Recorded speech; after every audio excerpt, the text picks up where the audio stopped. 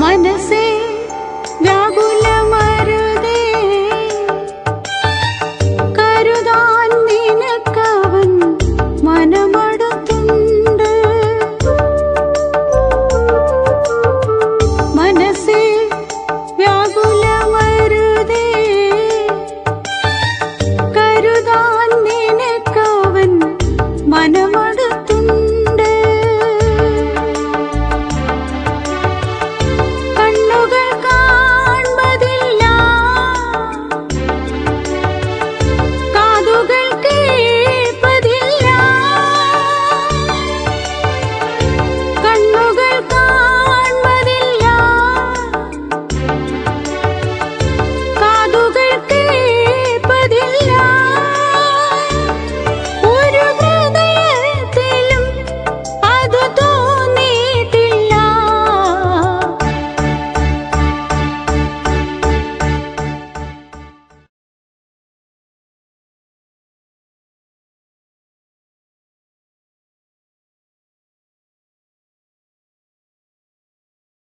മനസ്സ് തുറക്കുമ്പോൾ പ്രോഗ്രാമിലേക്ക് സ്വാഗതം.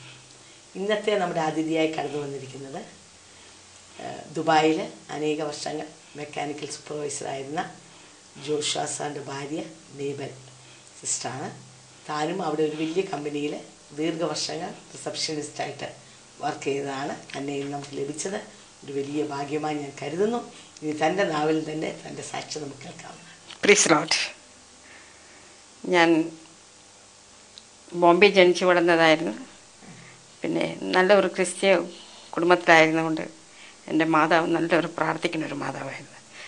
ഞാനൊരു പെങ്കൊച്ചും 4 ആങ്ങളമാരായിരുന്നു എനിക്കുള്ളത്. അപ്പോൾ ചെറുപ്പം മുതലേ എനിക്ക് ഓർമ്മയുണ്ട്, എൻ്റെ അമ്മ കണ്ണുനീരോടെ പ്രാർത്ഥിക്കുമായിരുന്നു.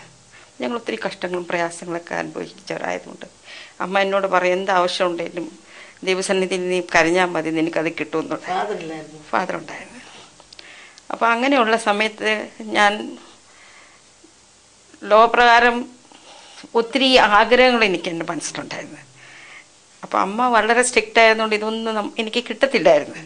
അപ്പോൾ അങ്ങനെയുള്ള സമയത്ത് അമ്മയെ ഒത്തിരി ഭയപ്പെടുമായിരുന്നു. ഇപ്പോഴത്തെ കുഞ്ഞുങ്ങളെ പോലെ ഒന്നുമല്ല, അമ്മയെന്ന് പറഞ്ഞാൽ ഞങ്ങൾക്ക് ഭയങ്കര ഭയമായിരുന്നു. അപ്പോൾ അങ്ങനെയുള്ള സമയത്ത് എൻ്റെ ജീവിതത്തിൽ ദൈവം ഓരോ പടിപടിയായി എന്നെ പല കാര്യങ്ങൾ പഠിപ്പിച്ച്, അതെനിക്ക് പറയാൻ ഇരിക്കാൻ പറ്റത്തില്ല. അതിന് പറയുകയാണെങ്കിൽ കഷ്ടത്തിൽ കൂടെ ഞങ്ങൾ കടന്നുപോയി. ഏതെല്ലാം കഷ്ടം ഒരു എക്സ്പീരിയൻസ് ഉണ്ട്, അതേ എല്ലാ എക്സ്പീരിയൻസിൽ കൂടെ ഞാൻ കടന്നുപോയി. ദൈവം എന്നെ ഒത്തിരി ഒത്തിരി സ്നേഹിച്ച് ഒത്തിരി നല്ല വഴികൾ എനിക്ക് കാണിച്ചു തന്നു. എനിക്ക് ഓർമ്മയുണ്ട്, എൻ്റെ വിവാഹ സമയത്തൊക്കെ ഒത്തിരി പ്രശ്നങ്ങൾ ഞങ്ങൾക്ക് കടന്നു വന്നു. വിദ്യാഭ്യാസം എല്ലാം ബോംബെയിലായിരുന്നു. അപ്പം മലയാളം എനിക്ക് എഴുതാനും വായിക്കാനും അറിയുമ്പോൾ സംസാരിക്കാൻ മാത്രം അറിയാത്ത അത്രയേ ഉള്ളൂ.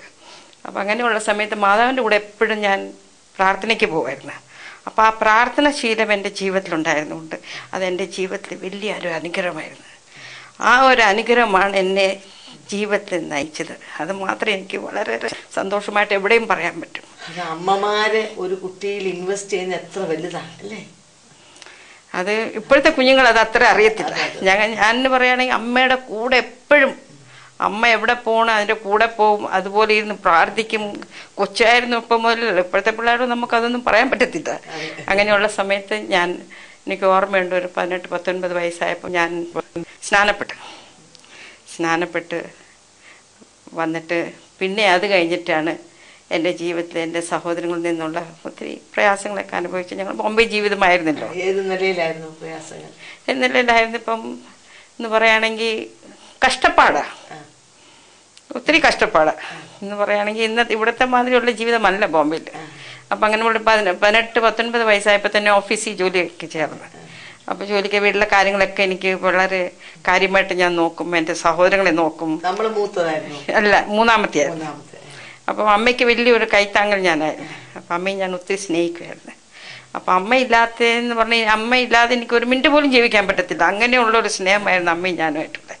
അപ്പം അമ്മയുടെ കൂടെ ഇരുന്ന് പ്രാർത്ഥിക്കുമ്പോൾ അതെല്ലാം ദൈവം എന്നെ ഓരോന്ന് പഠിപ്പിച്ച്, അങ്ങനെയുള്ള സമയത്താണ് എൻ്റെ വിവാഹം നടക്കുന്നത്. വിവാഹം നടന്ന് അത് കഴിഞ്ഞിട്ട് എനിക്ക് ദൈവം ഒരു കുഞ്ഞിനെ തന്നു. ഈ കുഞ്ഞിന് പറയുകയാണെങ്കിൽ ജനിച്ചപ്പോൾ മുതൽ ഒരു ആസ്മ പേഷ്യൻ്റായിരുന്നു. അതെന്ന് പറഞ്ഞാൽ അതിൻ്റെ വലിവ് നമുക്ക് കണ്ടിരിക്കാൻ പറ്റത്തില്ല. അപ്പം എൻ്റെ മാതാവിന് ഭയങ്കര വിശ്വാസമായിരുന്നു. വിശ്വാസം എന്ന് പറയുകയാണെങ്കിൽ ആര് ജോഷബ്ര ഒട്ടും ഇല്ലായിരുന്നു, പ്രാർത്ഥിക്കുന്ന പോലും ഇല്ലായിരുന്നു. അങ്ങനെയുള്ള സമയത്ത് നമ്മൾ പെണ്ണുങ്ങൾ ഒത്തിരി കഷ്ടമാണ്, ഒറ്റയ്ക്കല്ലേ നമ്മൾ ഇതൊക്കെ ഫൈറ്റ് ചെയ്യുന്നേ.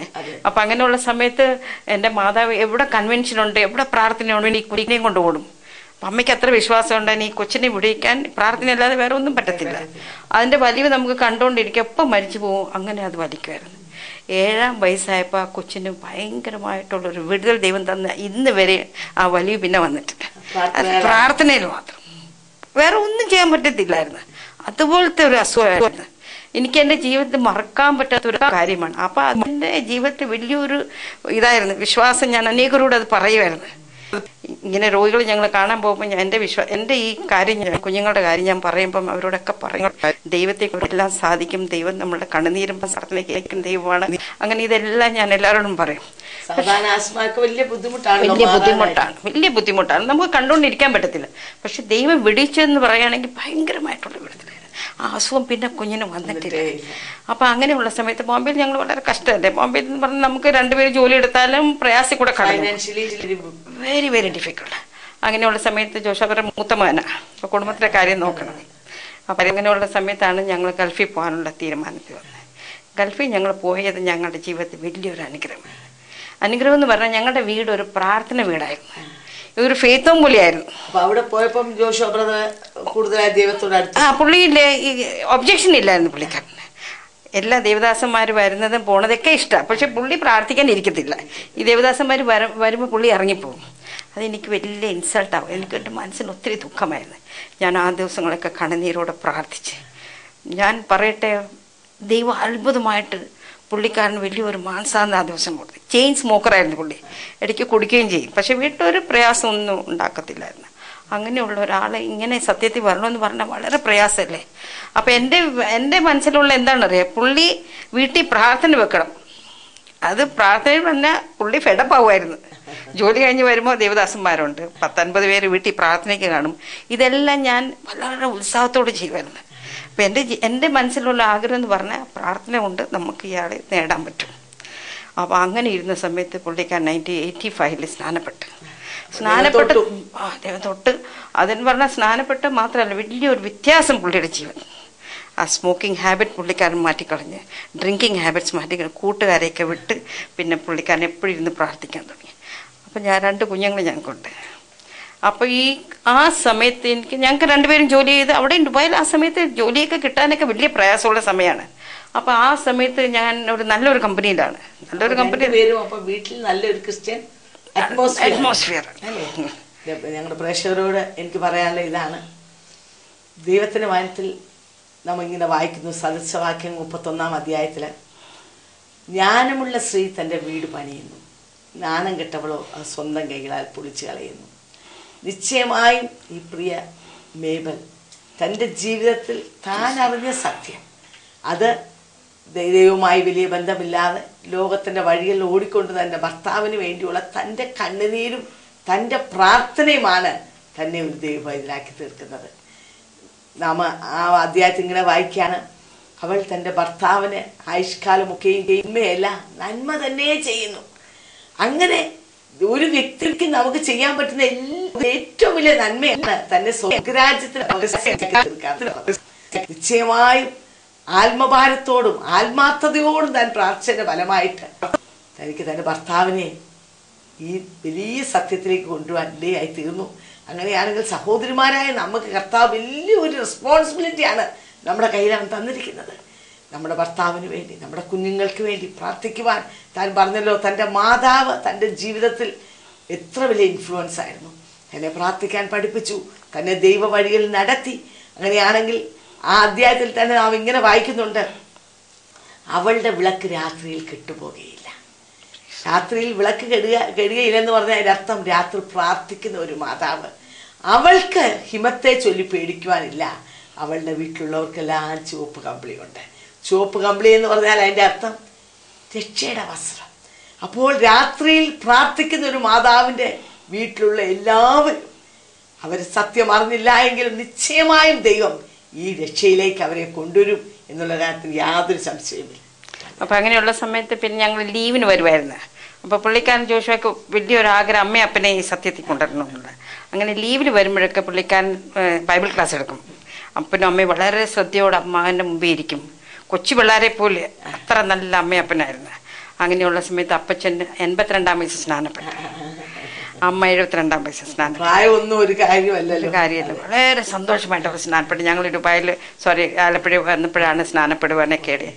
പിന്നെ ഒരു അനിയനെ ഞങ്ങൾ കൊണ്ടുപോയി. അങ്ങനെ അനിയൻ അവിടെ വന്നിട്ട് സ്നാനപ്പെട്ട്, മോൾ സ്നാനപ്പെട്ട്, എൻ്റെ മോൻ സ്നാനപ്പെട്ട്, ഇവരെല്ലാം ഇങ്ങനെ വന്ന സമയത്ത് നീ വിശ്വസിക്കാൻ നിന്റെ കുടുംബവും രക്ഷിക്കണമെന്നാണല്ലോ ദൈവവചനം പറയുന്നത്. അപ്പം അങ്ങനെയുള്ള സമയത്ത് ദൈവം അത്ഭുതമായിട്ട് ഞാൻ പറയട്ടെ, ദൈവസ്നേഹം നമ്മളിൽ വരുമ്പം നമ്മൾ അടങ്ങിയിരിക്കത്തില്ല. ഈ സത്യം എങ്ങനെ എല്ലാവരോടൊന്നും പറയണം. ഈ വൈകിട്ട് ജോലിയും കഴിഞ്ഞ് വരുമ്പം എല്ലാവരും പറയും, നിങ്ങൾ എന്താ ഈ പണിക്ക് പോണത്, ഈ പ്രയാസപ്പെട്ട് വന്നിട്ട് പിന്നെ ഈ 10-50 പേർക്ക് ഈ വീട്ടിൽ എല്ലാവരും ഓടി വരുമ്പോൾ അവർക്ക് വേണ്ടിയിട്ട് എല്ലാം ഒരുക്കുകയൊക്കെ ചെയ്യണം. പക്ഷെ വലിയൊരു സന്തോഷം. ഞങ്ങളുടെ വീട് ഒരു ഫീസ്റ്റ് പോലെയായിരുന്നു. അങ്ങനെയുള്ള സമയത്താണ് ഞങ്ങൾക്ക് 2 പേർക്കും കിട്ടുന്ന സമ്പാദ്യം എന്ന് പറഞ്ഞാൽ ഞങ്ങൾക്ക് ചിലവിനുള്ള 2 പിള്ളേർ പഠിക്കുന്നുണ്ടെങ്കിൽ ഒരു എക്സ്പെൻസീവാണ്. അപ്പോൾ അങ്ങനെയുള്ള സമയത്ത് എൻ്റെ കമ്പനി 2000 പേര് ജോലി എടുക്കുന്ന വലിയൊരു കമ്പനിയാണത്. ആ കമ്പനി പെട്ടെന്ന് ഒരു രാവിലെ ഞങ്ങൾ കയറി വരുമ്പോൾ എല്ലാവർക്കും നോട്ടീസ് കൊടുത്തു. അപ്പോൾ എനിക്ക് 3 മാസത്തെ നോട്ടീസാണ് കൊടുത്തത്. എല്ലാവരും പിരിച്ചും വിട്ട് ബാക്കിയുള്ളവർ കുറച്ച് പേരെ 3 മാസം ടൈം കൊടുത്തു. ഞാൻ ആ 3 മാസത്തെ ഇതും കൊണ്ട് വീട്ടിൽ വന്ന്. എത്ര പേര് കമ്പനിയിലുണ്ടായിരുന്നു? 2000 ആൾക്കാർ. എല്ലാവരും പിരിച്ചു. കമ്പനി ലിക്വിഡേഷൻ ആയില്ലേ. കമ്പനി വലിയൊരു ലോസ് പുള്ളിക്കാരനുണ്ടായി. അങ്ങനെയുള്ള സമയത്ത് പിള്ളേർ 2 പേരും പഠിക്കുക, ഒന്നും ആയിട്ടില്ല. ഞങ്ങൾക്ക് എങ്ങോട്ട് പോകും? ജോഷാദറിന് അങ്ങനെയുള്ള പ്രശ്നങ്ങളൊന്നുമില്ല. പുള്ളിക്കാരൻ നല്ല വിശ്വാസമാണ്. പെണ്ണുങ്ങൾക്കല്ലേ എപ്പോഴും ഉള്ള ഒരു പ്രയാസം. അപ്പം ഞാനിരുന്ന് അന്ന് രാത്രി ഒത്തിരി കരഞ്ഞ്. എൻ്റെ ആവശ്യങ്ങൾ ഞാൻ ഒരിക്കലും ഒരാളോട് പറയത്തില്ല, ഭർത്താവിനോടും പറയത്തില്ല. എൻ്റെ പ്രശ്നം എൻ്റെ ദൈവമായിട്ട് ഞാൻ കോൺവെർസേഷനാണ്. ഒത്തിരി മണിക്കൂർ ദൈവത്തോട് സംസാരിക്കും. ഞാൻ ഒത്തിരി നേരം ഒത്തിരി ചോദ്യങ്ങൾ ചോദിക്കും. നീ എന്നെ ഇവിടെ കൊണ്ടുവന്നത്, നീ എന്നെ ഇനി മടക്കി അയക്കുമ്പോൾ ഞാൻ ഇനി എന്ത് ചെയ്യും, അതിനുള്ള കാര്യങ്ങൾ. അന്ന് രാത്രി എന്നോട് ദൈവം സംസാരിച്ച്. ഫോണിൽ കൂടെ നമ്മളോട് സംസാരിക്കും, വളരെ ക്ലിയർ വോയിസിൽ സംസാരിച്ച്. അപ്പോൾ പറഞ്ഞാൽ നീ ഭയപ്പെടേണ്ട, നീ പോകത്തില്ല, ഞാൻ നിന്നെ വിടത്തില്ല. അയ്യോ, ഇത് ഞാനിപ്പോൾ കേട്ട് എനിക്കത് രാവിലെ എഴുന്നേറ്റപ്പോൾ ഇതെനിക്ക് വലിയൊരു പറയാൻ പേടിയായി.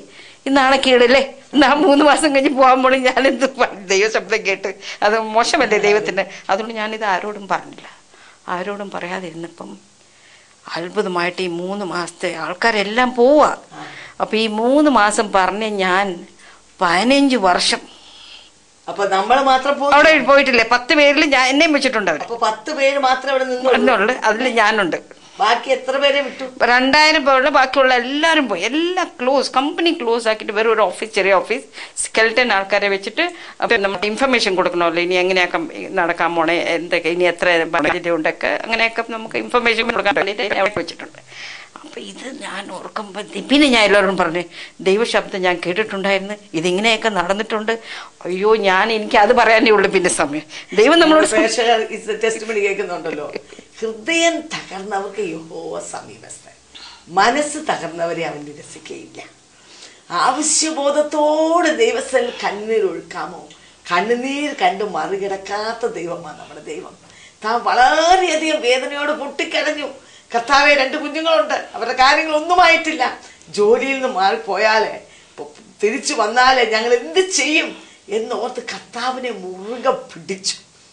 കർത്താവ് എന്നോട് സംസാരിച്ചു. അപ്പൊ ഇന്നും സംസാരിക്കുന്ന ദൈവമാണ് നമ്മുടെ ദൈവം, അല്ലേ? എന്ന് പറഞ്ഞാൽ നമ്മുടെ ദൈവം മരിച്ച ദൈവമല്ല, ഇന്നും ജീവിക്കുന്ന ദൈവമാണ്. കല്ലറയെ പൊട്ടിച്ചുകൊണ്ട് 3-ാം നാൾ ഉയർത്തെഴുന്നേറ്റു. അവൻ ഇന്നും സ്വർഗത്തിൽ നമുക്കായി ജീവിക്കുന്നു. കേട്ടുകൂടാതെന്ന് അവന്റെ ചെവി മന്ദമായിട്ടില്ല, പ്രവർത്തിച്ചുകൂടാതെ അവന്റെ കരം കുറുകിപ്പോയിട്ടില്ല. ഇപ്പോൾ ഞങ്ങളെ കേൾക്കുന്ന പ്രിയപ്പെട്ടവർ, നിങ്ങളും ഇതുപോലുള്ള ബുദ്ധിമുട്ട് കൺട്രീസിലൊക്കെ ഞങ്ങളെ കേൾക്കുന്നവർ, നിങ്ങളുടെയൊക്കെ വിസ മാറ്റി നിങ്ങൾ തിരിച്ചു പോകണം എന്നൊക്കെ പറഞ്ഞ അനേകം ഞങ്ങളെ കേൾക്കുന്നുണ്ടായിരിക്കാം. നിങ്ങൾ പറഞ്ഞ വാക്കുകളെല്ലാം ഒന്ന് മാറ്റിയിട്ടിട്ട് നിങ്ങൾ ദൈവത്തെ ഒന്ന് വിളിച്ചപേക്ഷിക്കാമോ? കർത്താവേ, എന്റെ ഈ വിഷയത്തിന്മേൽ നീ ഇറങ്ങി പ്രവർത്തിക്കണമേ.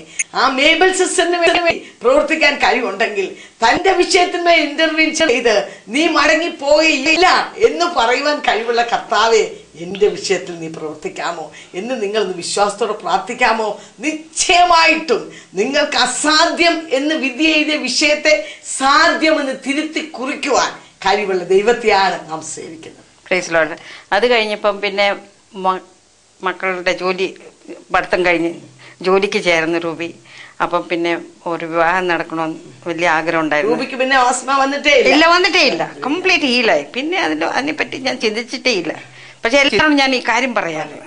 അപ്പം അങ്ങനെയുള്ള സമയത്താണ് സോമു അവിടെ ഉള്ള സമയത്ത് അവിടെ ഒരു ഈ വിവാഹം നടക്കാനിടയായി. അന്ന് സോമു പാട്ടുകാരനായിട്ടാണ് എല്ലാവരും അറിഞ്ഞത്. അത് കഴിഞ്ഞിട്ട് ഇന്ന് ദൈവം പുള്ളിക്കാരൻ്റെ അടുത്ത് വളരെ രക്തമടിച്ചുകൊണ്ടിരിക്കുന്നത്. ദുബായിൽ നല്ലൊരു വലിയ സഭയുണ്ട്, ഷാർജയിലെ സഭയുണ്ടാക്കി പുള്ളിക്കാരൻ്റെ ആവും പോലെ അതിന് വേണ്ടിയിട്ട് അധ്വാനിക്കുകയും അങ്ങനെ ഒരു അനുഗ്രഹിക്ക കുടുംബ ജീവിതം അവർക്ക് കൊടുത്ത്. അപ്പം മോളാണേലും എന്നെക്കാളും തീഷ്ണതയാണ് അവൾക്ക് ദൈവത്തിന്റെ വേല. അങ്ങനെയാണ് അവൾ കണ്ടുപഠിച്ചോണ്ട് വന്നത്. അങ്ങനെയല്ലേ പടിപ്പടിയായിട്ട്. നമ്മുടെ മാതാവ് വിശ്വാസിയായിരുന്നു. അതിന്റെ അടുത്ത ലെവലിലേക്ക് മേബലിനെ നടത്തി. മേബലിന്റെ ലെവലിന് അടുത്ത ലെവലിലേക്ക് ഇപ്പൊ റൂബിയെ നടത്തിയിരിക്കുക അല്ലേ. അങ്ങനെ അവർ ദൈവത്തിന്റെ വേല വളരെ ശക്തമായിട്ട് ചെയ്യുന്നത്. വളരെ അതിൻ്റെ ഇടയിൽ അവർക്ക് പ്രയാസങ്ങളൊക്കെ ഉണ്ടായ ഇടയ്ക്ക് ഇപ്പം വന്ന് ഒരു ഓപ്പറേഷനൊക്കെ നടന്നു. എന്നാലും അവൾ നല്ല വിശ്വാസിയാണ്, നല്ല ഉറച്ച വിശ്വാസമാണ്. അങ്ങനെ ദൈവം അവരെ അത്ഭുതമായിട്ട് നടത്തുന്നുണ്ട്. മോനും അവിടെ തന്നെ സെറ്റിലായി. അങ്ങനെ 2 കുഞ്ഞുങ്ങളെ ദൈവം തന്നു. പക്ഷെ എനിക്ക് ഏറ്റവും സന്തോഷമുള്ള കാര്യം പറഞ്ഞാൽ ദൈവത്തെ അറിയുന്ന മക്കളെ നമുക്ക് തിന്ന്. അനേകം മാതാപിതാക്കൾ ഇന്ന് കുഞ്ഞുങ്ങളെ ചൊല്ലി കരയുമ്പം അപ്പം ഓർത്ത് നോക്ക്, നമുക്ക് ഏറ്റവും വലിയ സമ്പാദ്യം എന്ന് പറഞ്ഞ കുഞ്ഞുങ്ങളാണ് നമ്മൾ നേടുന്നത്. അവർ നഷ്ടപ്പെട്ടു പോയാൽ പിന്നെ ഭൂമിയിൽ വേറെ ഒന്നുമില്ല.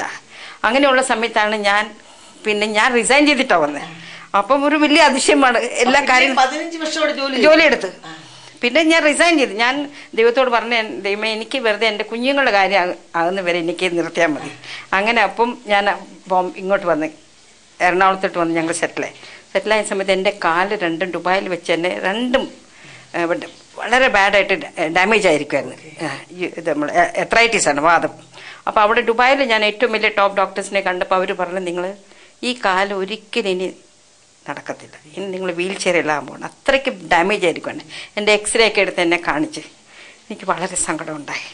ഒത്തിരി പേര് എന്നോട് ദൈവ ആലോചന പറഞ്ഞ് അവർ ദർശനം കണ്ടിട്ടുണ്ടെന്ന് പറഞ്ഞ് ഞാൻ വീൽ ചെയറിലാണ്. പക്ഷെ ദൈവത്തിൻ്റെ പല വാക്തത്വം എനിക്ക് തന്നിട്ട് അനേക രാജ്യങ്ങൾ നിന്നെ അയക്കാൻ പോകണമെന്നൊക്കെ പറഞ്ഞു. അപ്പം ഞാൻ ദൈവത്തോട് ചോദിച്ചു, ആഗ്രഹം നമ്മളെ ദൈവത്തിന്റെ ആഗ്രഹം അനേക രാജ്യങ്ങൾ അയക്കണം. അപ്പം ഞാൻ ദൈവത്തോട് പറഞ്ഞു, എന്താ ഇങ്ങനെ ഞാൻ കേൾക്കുന്നത്? അപ്പം അങ്ങനെ ഞാൻ ഇവിടെ വന്നപ്പം അടൽ ബിഹാരി വാജ്പേയിയുടെ ഒരു ഓപ്പറേഷൻ നടക്കുന്ന പത്രത്തിൽ ഞാൻ വായിച്ചു. അപ്പം പുള്ളിക്കാരൻ വലിയ ആളല്ലേ, നമ്മൾ ഈ പാവപ്പെട്ട നമ്മളെ കൊണ്ട് എന്തെങ്കിലും സാധിക്കുമോ? അപ്പം ഞാൻ ഇവിടെ ഒരു വലിയ ഡോക്ടേഴ്സിനെയൊക്കെ കാണാൻ പോയപ്പം അവർ പറഞ്ഞു, വെരി ഡിഫിക്കൾട്ടാണ്, നിങ്ങൾ ഈ ഓപ്പറേഷന് പോയാൽ സക്സസ് ആകാൻ പോലില്ല. അങ്ങനെ പറഞ്ഞു. ഞാൻ വിശ്വാസത്താൽ പോയി ഈ മെഡിക്കൽ ട്രസ്റ്റ് ഹോസ്പിറ്റലിൽ പോയി ഞാൻ പേര് കൊടുത്ത് 2 കാലും ഒന്നിച്ച് ഓപ്പറേഷൻ ചെയ്യാൻ പറഞ്ഞു. അപ്പോൾ ഡോക്ടർ പറയുന്നുണ്ട്, ഒരു കാൽ ചെയ്തിട്ട് പിന്നെ ഒന്ന് ചെയ്താൽ മതി എന്ന് പറഞ്ഞു. അപ്പം ഞാൻ പറഞ്ഞു, എന്താണ് ഈ കാല് വേദന എടുക്കുമ്പോൾ പിന്നെ ഇതിന് പോകത്തില്ല, അപ്പം പിന്നെ നമ്മൾ ഒരു കാലമായിട്ട് പിന്നെ നടക്കണ്ടേ. അപ്പം എനിക്ക് മരിക്കാൻ ഒട്ടും പേടിയില്ലാത്ത ആളാണ്. അപ്പം 2 കാലും കൂടെ മരിക്കാൻ പേടിയില്ലാത്തത് ദൈവത്തിലാണ്. വിട്ടുപിരിഞ്ഞാൽ ക്രിസ്തുവിനോട് കൂടെ അല്ലേ. അങ്ങനെയുള്ള സമയത്ത് 2 കാലം ഓപ്പറേഷൻ വളരെ സക്സസ്ഫുൾ ആയിരുന്നു. പത്രത്തിലൊക്കെ എൻ്റെ ഫോട്ടോയൊക്കെ വന്നിട്ടുണ്ടായിരുന്നു. അപ്പം ഇന്ന് 7ാമത്തെ വർഷമാണ് ഈ കാലം കൊണ്ട് ഞാൻ നടക്കുന്നത്. ദൈവം അത്ഭുതമായിട്ട്, ദൈവത്തിന് എന്തെങ്കിലും അസാധ്യമായിട്ടുള്ള എന്തെങ്കിലും ഡോക്ടേഴ്സ് വരെ പറഞ്ഞതാണ്. ഇതിനെ പോയിട്ട് നമുക്കൊന്നും ഗ്യാരണ്ടി പറയാൻ പറ്റത്തില്ല. അപ്പൊ നമ്മൾ ചെയ്തത് വിശ്വാസം അല്ലേ. ദൈവം കൂടെ ഉണ്ട്, ദൈവം ഒരിക്കലും തള്ളിക്കളയില്ല. ആ ഒരു വിശ്വാസം ഞാൻ ഇതിന് പോയി. ദൈവം അത്ഭുതമായിട്ട് എന്നെ പിടിച്ച് ഞാൻ ഇന്ന് ഓടി നടക്കുന്നുണ്ട് വളരെ കാര്യമായിട്ട് എല്ലാ. അത് കഴിഞ്ഞിട്ട് ഞാൻ 3-4 പ്രാവശ്യം ദുബായിൽ പോയിട്ട് വിസിറ്റ് വിസയിലൊക്കെ പോവുകയും വരികയൊക്കെ ചെയ്യുന്നുണ്ട്. അങ്ങനെ ദൈവം ഞങ്ങളെ വളരെ ശക്തമായിട്ട് ഞങ്ങളെ നല്ല അനുഗ്രഹിക്കപ്പെട്ട ഒരു സഭയിൽ ഞങ്ങൾ ന്യൂ ഇന്ത്യ ചർച്ച് ഓഫ് ഗോഡിൽ ഞങ്ങൾ പോയിക്കൊണ്ടിരിക്കുന്നത്. അവിടെ എൻ്റെ ഹസ്ബൻഡ് ഇപ്പോൾ സെക്രട്ടറി ആയിട്ടാണ്. പുള്ളിക്കാരന് കിട്ടുന്ന സമയങ്ങളൊക്കെ അനേകരോട് പോയി സുശേഷം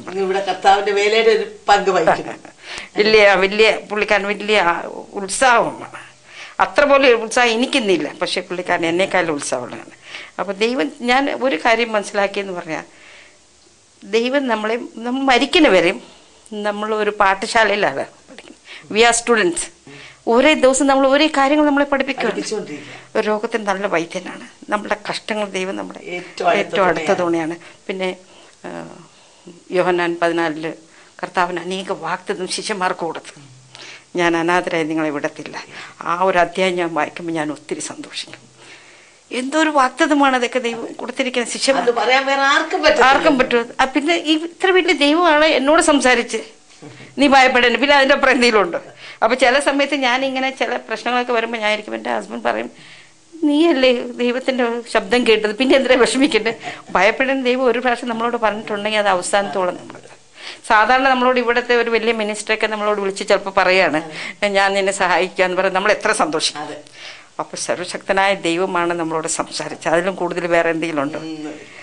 അങ്ങനെ എന്നെ ദൈവം ഓരോ കാര്യങ്ങൾ പടിപടിയായി എന്നെ പഠിപ്പിക്കുകയും പല കാര്യങ്ങളും ജീവിതത്തിൽ നടത്തുകയും, എല്ലാം അസാധ്യമായിരുന്നു എൻ്റെ ജീവിതത്തിൽ. ഒന്നും നേടാൻ പറ്റിയില്ല. അങ്ങനെ ഒരു അവസ്ഥയായിരുന്നു. ഞങ്ങൾക്ക് നല്ലൊരു ഭവനം ഈ എറണാകുളത്ത് ദൈവം ഞങ്ങൾക്ക് കർത്താവിനോട് കൂടെ യാത്ര തുടങ്ങിയപ്പോൾ അത്രയോ പറയാം. ഒന്നിനും കഴിവില്ല. അങ്ങനെ ഒന്നും ഞങ്ങൾക്ക് എന്തെങ്കിലും ഉണ്ടാക്കണമെന്ന് ആഗ്രഹം. ഹസ്ബൻഡ് അങ്ങനെ ഒന്നും വലിയ ആഗ്രഹങ്ങളൊന്നും ഇല്ലാത്തൊരു മനുഷ്യനാണ്. അന്നേക്കുള്ള കിട്ടിയാൽ മതി എന്നുള്ള ആഗ്രഹക്കാരനാണ്. പക്ഷെ ദൈവം നമ്മളെ സമൃദ്ധിയോട് നടത്തുന്നു. ഞാൻ പറയട്ടെ, ഞാൻ വരാൻ നേരത്ത് എനിക്ക് കമ്പനിയിൽ ഒന്നും കിട്ടാനില്ലായിരുന്നു. 15 വർഷം ലിക്വിഡേഷൻ ആയ കമ്പനിയാണ്. അപ്പം എല്ലാവരും നേരത്തെ കിട്ടാനുള്ളതൊക്കെ മേടിച്ചോണ്ട് പോയി.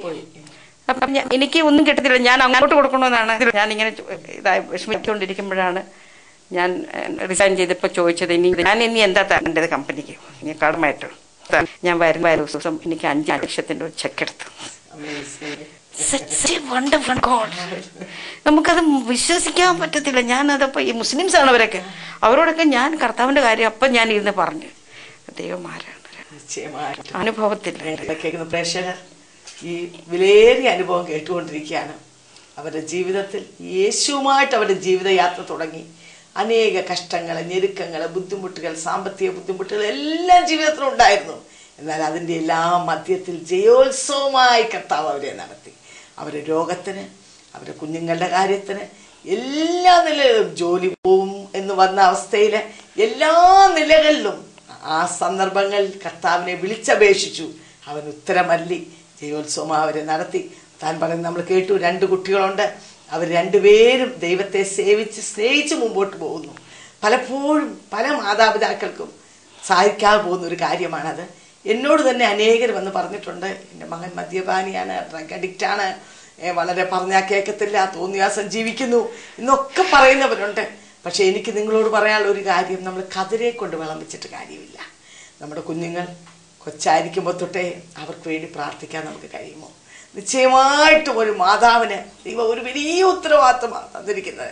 അവരെ പത്യോപദേശത്തിൽ വളർത്തുവാന്, അവർക്ക് നല്ല കാര്യങ്ങൾ പറഞ്ഞു കൊടുക്കുവാന്, അവരുടെ പ്രാർത്ഥിക്കുവാൻ നമുക്ക് കഴിയുമെങ്കിൽ നമ്മുടെ കുഞ്ഞുങ്ങൾ ഒരു നാൾ നഷ്ടപ്പെട്ടു പോവുകയില്ല. അതാണ് ഞാൻ നേരത്തെ പറഞ്ഞതുപോലെ, രാത്രിയിൽ വിളക്ക് കെടാത്ത ഒരു സഹോദരിക്ക് തൻ്റെ വീട്ടിലുള്ളവർക്കെല്ലാം ചുവപ്പ് കമ്പിളി ഉണ്ടാകും. നിശ്ചയമായി നമ്മുടെ ജീവിതത്തിൽ ദൈവം നമ്മളെ ഏൽപ്പിച്ചിരിക്കുന്ന ദൗത്യം, ആ ഉത്തരവാദിത്വം നമുക്ക് ചെയ്യുവാൻ കഴിയുമെങ്കിൽ ജീവിതത്തിന്റെ സായാഹ്നമാകുമ്പോൾ നമുക്ക് പുറമോട്ട് തിരിഞ്ഞു നോക്കി സന്തോഷിക്കുവാനും ദൈവത്തെ സ്തുതിക്കുവാനും നമുക്കിടയായിത്തീരും. ഡോക്ടേഴ്സ് വരെ പറഞ്ഞു, ഓപ്പറേഷൻ ചെയ്തിട്ട് യാതൊരു റിസൾട്ടും അതിൽ നിന്ന് കിട്ടുകയില്ല എന്ന് പറഞ്ഞ സ്ഥാനത്ത് വിശ്വാസത്തോടുകൂടെ താൻ ഓപ്പറേഷന് വേണ്ടി കടന്നുപോയി. ഇന്ന് താൻ സന്തോഷത്തോടെ ആരോഗ്യത്തോടെ താൻ ജീവിക്കുന്നു. അങ്ങനെയാണെങ്കിൽ മാനുഷിക വാക്കുകളും ഡോക്ടേഴ്സിന്റെ റിപ്പോർട്ടുകളും നിങ്ങളുടെ മനസ്സിനെ തളർത്തിക്കൊണ്ടിരിക്കുകയാണെങ്കിൽ, നിങ്ങളുടെ ആശയെല്ലാം എടുത്തു മാറ്റി ഇന്ന് നിങ്ങൾ വളരെ വേദനിക്കുന്ന അവസ്ഥയിൽ എനിക്ക് യാതൊരു ഹോപ്പുമില്ലല്ലോ എന്നോർത്ത് വേദനിക്കുന്ന ഒരു ജീവിതമാണെങ്കിൽ, യു ഹാവ് ഹോപ്പ്. നിങ്ങൾക്ക് ആശയ്ക്ക് വകയുണ്ട്. നിങ്ങൾ ഒന്നുകൊണ്ടും മനസ്സ് പതറി പോകണ്ട. യേശു നിങ്ങളുടെ സമീപയുണ്ട്. അവൻ നിങ്ങളെ സ്നേഹിക്കുന്നു. അവൻ നിങ്ങളെ വിടുവിക്കുവാൻ, നിങ്ങളെ സൗഖ്യമാക്കുവാൻ, നിങ്ങളുടെ ജോലിയുടെ വിഷയത്തിൽ നിങ്ങൾക്ക് വേണ്ടി ഇറങ്ങി വരുവാൻ, നിങ്ങളുടെ കുഞ്ഞുങ്ങൾക്ക് വേണ്ടി പ്രവർത്തിക്കുവാൻ ഒക്കെയും തയ്യാറായി നിൽക്കുന്ന ഒരു കർത്താവ്. നിങ്ങൾ ഒരേ ഒരു കാര്യം ചെയ്താൽ മതി, അവന്റെ നാമം വിളിച്ചപേക്ഷിക്കുക. അവൻ നിങ്ങൾക്ക് വേണ്ടി ഇറങ്ങി വരും, നിങ്ങളെ വിടുവിക്കും, നിങ്ങളെ സൗഖ്യമാക്കും. യേശുവേ ഹൃദയത്തിലേക്ക് വരണമേ, രക്ഷിക്കണമേ എന്ന് നിങ്ങൾ അവനെ നോക്കി വിളിച്ചപേക്ഷിക്കുന്നുവെങ്കിൽ നിങ്ങളുടെ ഹൃദയത്തിലേക്ക് കടന്നു വന്ന് നിങ്ങളെ അവന്റെ പൈതലാക്കി, ഒരു പുതിയ സൃഷ്ടിയാക്കി, സ്വർഗരാജ്യത്തിന് അവകാശിയാക്കി അവൻ മാറ്റുവാൻ നിങ്ങളെ അവൻ ആഹ്വാനം ചെയ്യുന്നു. ആ കർത്താവിലേക്ക് കടന്നു വരണമേ എന്ന് നിങ്ങളെ ആഹ്വാനം ചെയ്തുകൊണ്ട് എന്റെ വാക്കിൽ വിരമിച്ചു. നിങ്ങൾക്ക് എന്തെങ്കിലും പ്രാർത്ഥന വിഷയങ്ങളോ അഭിപ്രായങ്ങളോ അപേക്ഷകളോ ഉണ്ടെങ്കിൽ ഞങ്ങളുമായിട്ട് ബന്ധപ്പെടുക. ഞങ്ങളുടെ വിലാസം Bethesda communications, new India church of God, Chingavanam, Kottayam. Phone number 243 0329. Mobile 9447578202. അടുത്ത ആഴ്ച ഇതേ സമയം വീണ്ടും കാണാം. ദൈവം നിങ്ങളെ അനുഗ്രഹിക്കട്ടെ.